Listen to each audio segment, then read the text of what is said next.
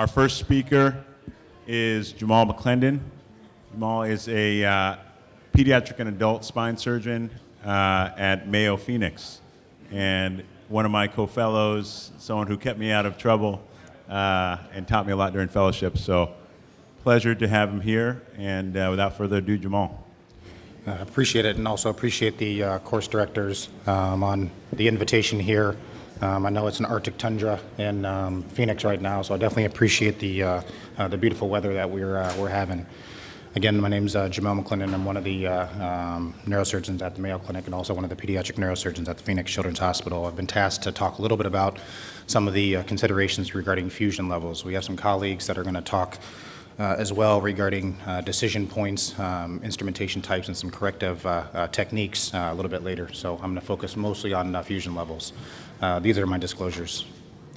So when we think of the adolescent population, the adolescent curve, it's not uncommon for us to see this particular population in our clinics. You know, the majority of the time, the patients present with some asymmetry of their waist, asymmetry of their hips, some shoulder challenges, but quite frankly, with these sort of curves that we oftentimes see, we monitor them non-surgically and we follow them over time, and we give them counseling regarding this particular asymmetry. We speak to them regarding the natural history, and we all know our natural history studies of the rates of progression, particularly for the skeletally immature, and then once patients do get reach maturity, and when we consider operative intervention to address the pathology, so that we can talk to them about what to expect within a 5 to 10 year time point based on our literature. Based on prevalence of the LENKE classification and the classification types of how we describe and how we discuss and communicate, both from a research standpoint and also from a clinical standpoint, we can look at the prevalence of 1, 2, and 5 type curves, and notice that those are the most common that we're going to see in our clinic and the ones in which we're most likely going to consider an operation. When I was a resident and did my rotation at the Shriners Hospital, this was not an uncommon sort of technique and consideration for an operative intervention for a patient. As I start to gain a little bit more experience and went through my training and ultimately my fellowship and now into practice, I try to think of, you know, was this a good operation? Was this a salient procedure? Does this make sense? And do we have any indications to say that would we do something very similar, you know, 5, 10, or even 15 years later when we're getting more and more experience within our practice? So for this skeletally mature patient who clearly has a type of deformity, who was within a particular range as far as their maturity and things in which they're established in their life, is this the right operation? And so we have to think of these considerations. For some folks who are at WARSHU for the time, it's not uncommon to see these sort of constructs to really look at the in situ correction without any addition of any derotation maneuvers or any translation or apical changes. And so when we think of some of the techniques in which other authors will kind of talk about later on today, is this the correct type of procedure to do? Or is this the correct type of procedure to do, particularly if we know, based on our outcome studies, that as long as we're achieving a balanced spine and achieving, you know, a solid arthrodesis and fusion, is it successful? So it's very clear and very obvious. This is the most common type of patient that we see in Scottsdale. You know, we call it a noliosis, but there is a clear, you know, asymmetry in the waist, and so we just give some reassurance and send them on their way. But when we see the 19 to 20-year-old who is, you know, in college and has this particular type curvature, you know, how do we decide to treat? We talk to them about the 5-year reoperation risk, particularly when we know that there is a, you know, 94 to 95% success rate of an operation. But, you know, within that 5-year time window, yes, there is a risk of an infection or a risk of an implant failure. But we also have literature that tells us, you know, prospectively within a 10-year time assessment, that the majority of these patients are going to do great, and they're going to do better than if they would have never had surgery at all. And furthermore, when we compare them to a cohort who is very similar in their age match, they may be just a little bit different than the patients who don't have scoliosis. So our typical workup is that we assess patients, we follow them over time, we assess their skeletal maturity based on their RISR, their Sanders score, and we also make sure that they don't have any neurologic changes or neurologic issues. And once they get to a certain degree magnitude, we consider an operation. However, one of the discussion points that Dr. Bourbon brought up is that at what point do we consider an operation? You know, clearly, this is a patient that could have had a more straightforward operation very early on and didn't necessarily need a little bit bigger of an operation. That being said, the efficiency for these sort of operations have been improved over time, but at the same time, could we have done a little bit less at a certain time point or previously?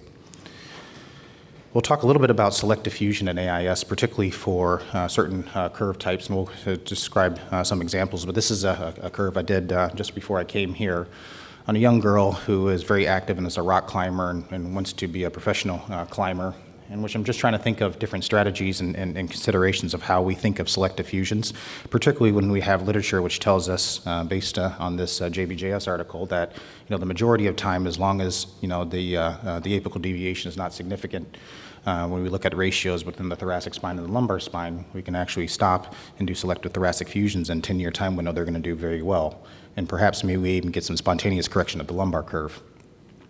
Whereas this young lady from Portland that we have a pretty significant deformity, and I don't know if if there's a regional specificity or if there's zip code sort of orientation, but a lot of times patients come into the office and they're not really concerned about their thoracic issue, but it's really about how their waist is or how they look in their in their swimsuit, or how they look in a particular sort of fitted clothes.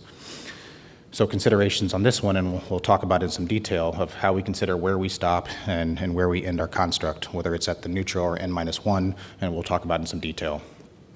The primary goals is, when we're thinking of surgical levels, is the main reason, and a lot of our mentors have told me that it's really about halting the natural progression and not really getting to a curve magnitude where we get concerned of a cardiopulmonary risk. Want to prevent decompensation in time, and then I have the angular ratio up here is because sometimes if we leave these curves, untreated, they can get to be quite angular and can create particular neurologic compromises or neurologic challenges if we don't address them within a certain time window. We want to fuse the least amount of motion segments and avoid complications, really avoid complications.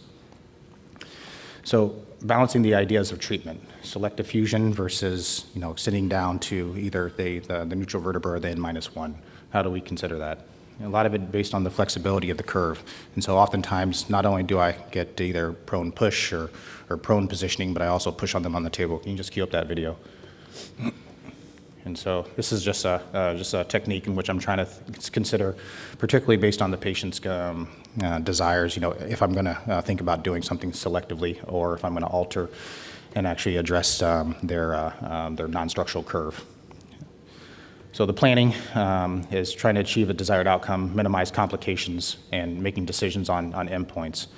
The rotational aspects within the lumbar spine, where the neutral and the stable vertebra fall into that, and then also ultimately the last touched vertebra, all play into consideration, and we'll talk about that. The controversies, as others have alluded to, is when to fuse, and then when you do make the decision to fuse, particularly based on their level of skeletal immaturity, are they going to progress within that certain time window? It's not uncommon for us to see a patient in November or December and set them up for surgery in the summer months, get a plain film, and then all of a sudden you see a pretty significant progression of their deformity. You can see that there's now a convexity at L3, 4, and then how that changes our distal levels and our distal constructs may change.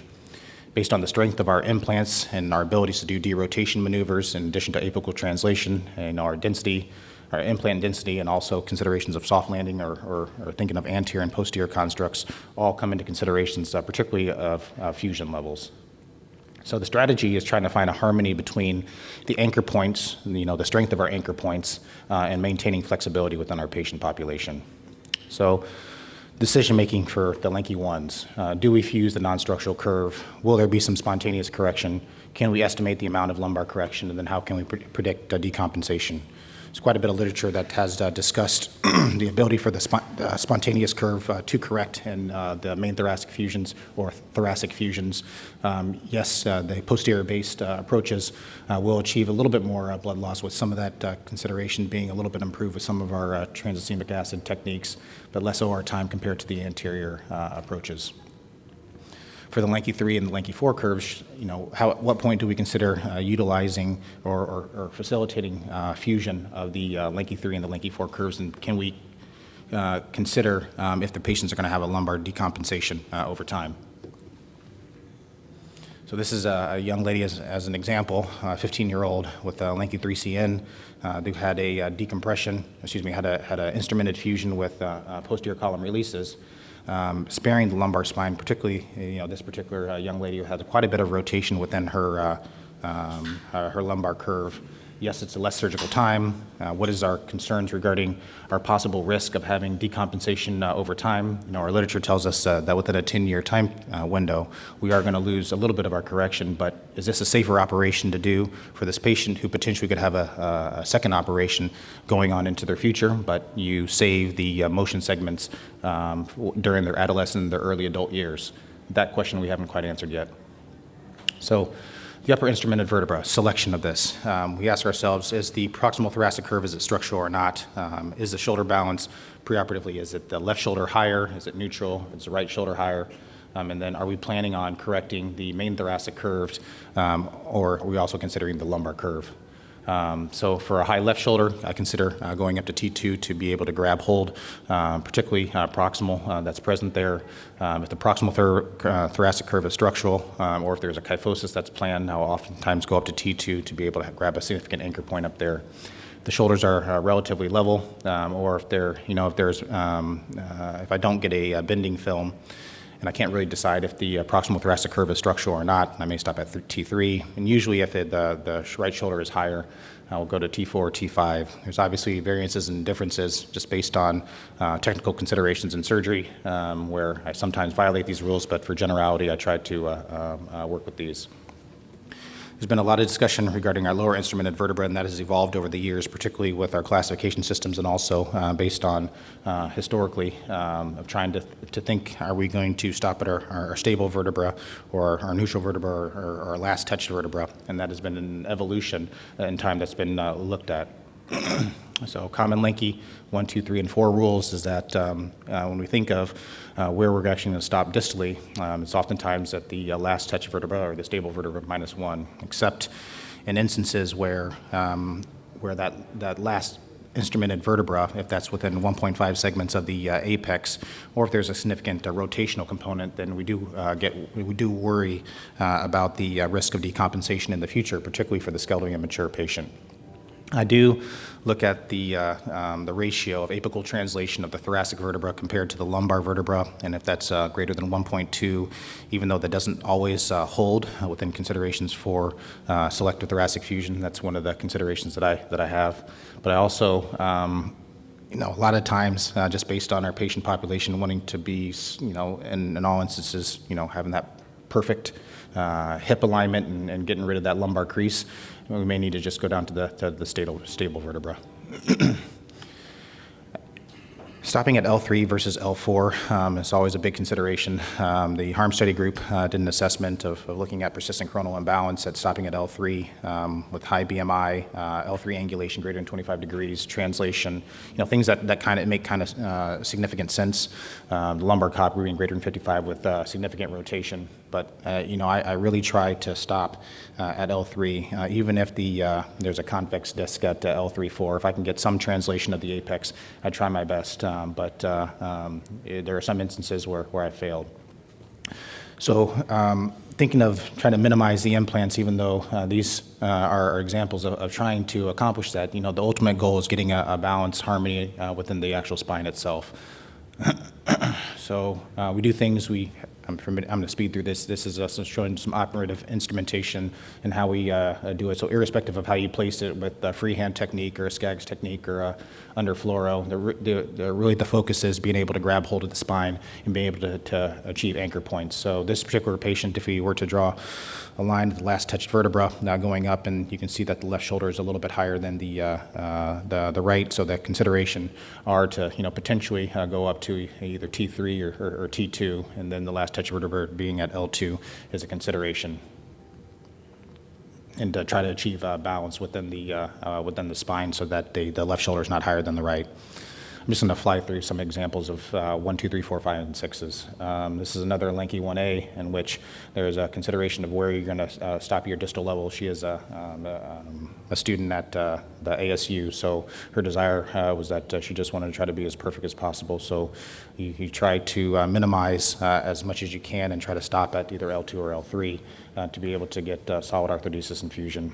This is a young lady who came to us from Alaska, and one of the challenges is that she progressed to a 1B, so almost like a B minus to a C. And so even though she has a convexity, or it's actually neutral at L3-4, you know, when I looked at it on the operating table, I was a little bit, and I remained a little bit worried about this because you can see kind of distally down there, it's suboptimal at L3-4. I worked on this with one of my partners here, and we were debating for a long time whether we should have stopped at L4 versus L3, but she's now 3 years out and is doing okay, but I just still worry about distally whether that was the right decision or not. Another example of a LENKE 2A, and so these are examples of which, if the proximal thoracic curve is structural, I am going to consider stopping up at, I'm going up to T2 for fixation points, and I use the last touch vertebra for fixation. LENKE 3C. So these, trying to figure out, and I know that Dr. Berva and Dr. Hugh have mentioned and commented on, you know, considerations of how we address these curves and whether the amount of rotation particularly matters, and what the neutral vertebra and also the stable vertebra, and considerations of if we're going to do a selective thoracic fusion or not. I've varied my considerations of in these particular patients, and I don't always follow the apical translation ratio as commonly.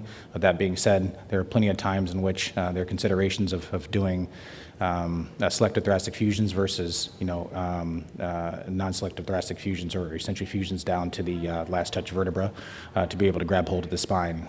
You know, very clearly you can see that you can take big curves and, you know, with a lot of force and technique and be able to achieve excellent alignment, but these are all considerations that are important. So to fly through these are just examples of all the curve types. But with our monitor-based instrumentation, we're able to actually grab a hold of the spine, achieve significant alignment and significant improvement in the ultimate scoliosis and the curve type. So in conclusion, when we're deciding fusion levels, I usually like to look at the last touch vertebra, the preoperative shoulder height, and fixation methods are usually pedicle screw-based instrumentation, particularly because in the young patients, in this young population, the strength of the bone is satisfactory enough to where you can really move and manipulate the spine harmoniously and with a significant amount of force to be able to move it where you want to. So thank you. And I'll yield back a couple minutes of time.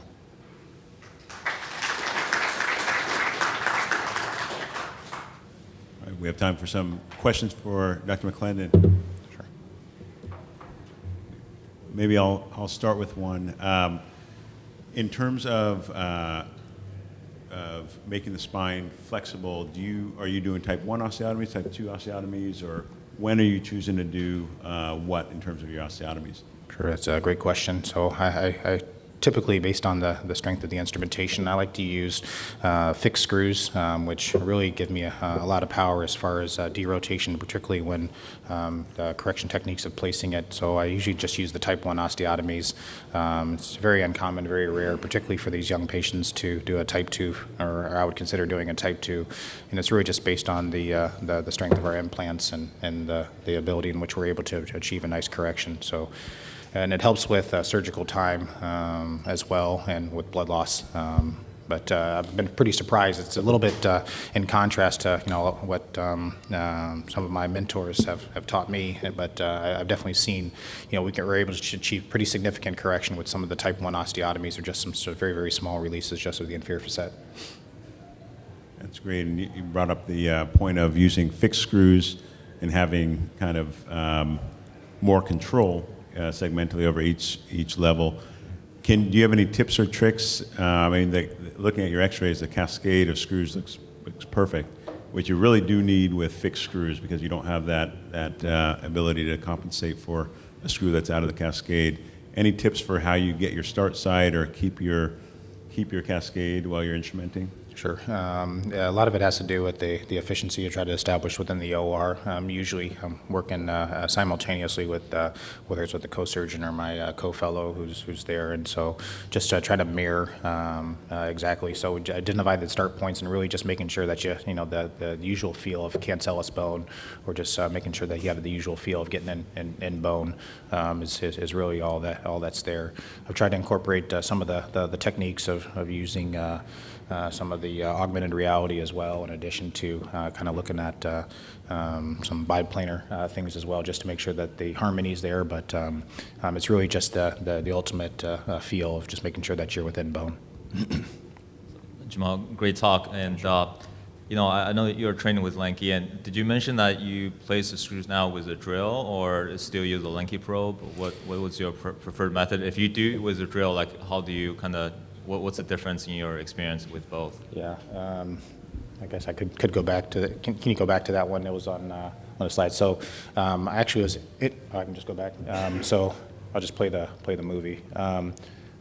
I like the drill because it's pretty nice. You actually don't have to, like, I think LENKE told me that after a while he was starting to hurt his rotator cuff, and so I learned this from Dr. Skaggs. He played that Skaggs flexible bit. So I just start with the initial pilot hole, and then it's just with a bit that has a little bit sharp of a tip. I don't know if anybody has tried this, but as long as you have like a kind of type C or D pedicle, you can really just allow that, and with the rotation, the burr, it just kind of follows the cancellous track. I prefer that, even though I'm not as familiar with that.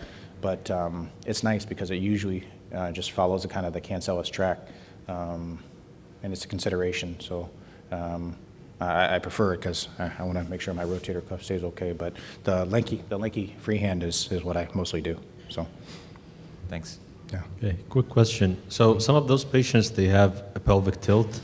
Do you routinely check whether they have a leg length discrepancy, or like how do you manage? Because sometimes if they have like a lumbar curve, it could be actual from leg length discrepancy versus a true structural lumbar curve. So do you routinely look for that, and how do you differentiate?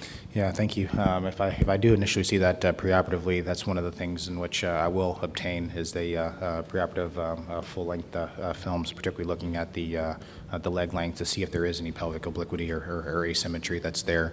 I will factor that in, particularly as it relates to the correction. It's interesting. I have missed something in which I've actually told a patient that I miscalculated on one of a pelvic obliquity that happened, and she had a fixed fusion down below, and so I threw her shoulder off ever so slightly. But to answer your question, yes, I do take that in consideration, and I make sure to the best of my ability I compensate and correct for that surgically. Yeah. Okay, scanogram to measure the leg lengths, like mathematically to see if they're equal, or is Yes. it clinical? Mathematically. Okay, so And then I calculate also the angle as well of the tops of the PSIS, and calculate and factor that in as far as where I'm going to consider stopping distally. and if they do have a discrepancy, do you take another Scoli film with a block to level the pelvis and then reassess the spinal alignment, or you don't routinely do No, that? I typically don't Okay. do that.